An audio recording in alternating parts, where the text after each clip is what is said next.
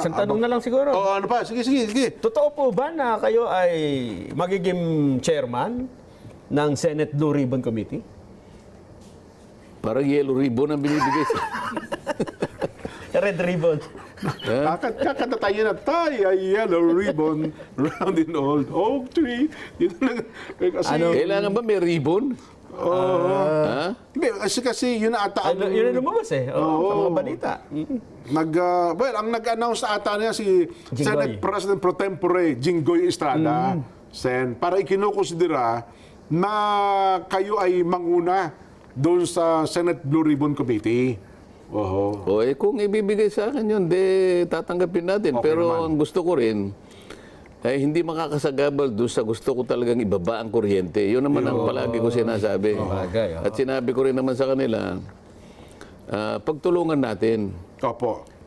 Ito'y naipangako ko naman at kahit naman sino sa inyo siguro, gusto nyo rin naman matulungan natin ang ating mga kababayan. Totoo po, Sen.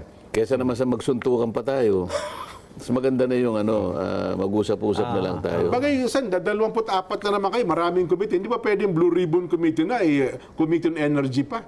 Di ba? Kasi nga may mga kanya-kanya silang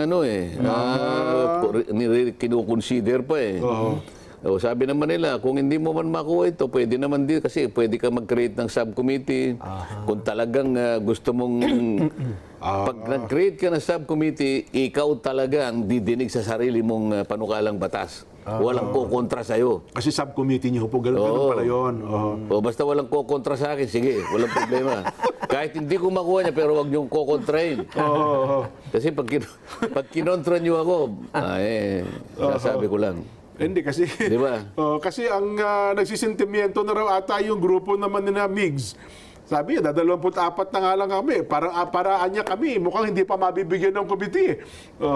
Hindi naman pwede yun. Alam mo, yung committee, 43. Opo 24 lang kami. Hindi ba lamang, may dalawa sa inyo, may tatlo. Pwede ba namang hindi ka mabibigyan sa dami, no? Tsaka mayroon pang mga ibang oversight doon. Hindi naman yung standing committee, siguro 43, siguro yung oversight, mga 15. Nako, isang tambak pa pala. Ako naman, kung basta yung gusto ko lang mangyari talaga, kaya nga yung kuryente, kailangan unahin natin yan. Sabi ko sa kanila. Lalo ngayon, Sen, marami nang naniningil sa inyo na akala, aywan ko lang, iba dyan, bash, sabihin na iba ang motibo Na para ba akala nila, nung mahalal kayong senador, agad-agad, bababa ng 2,000 piso.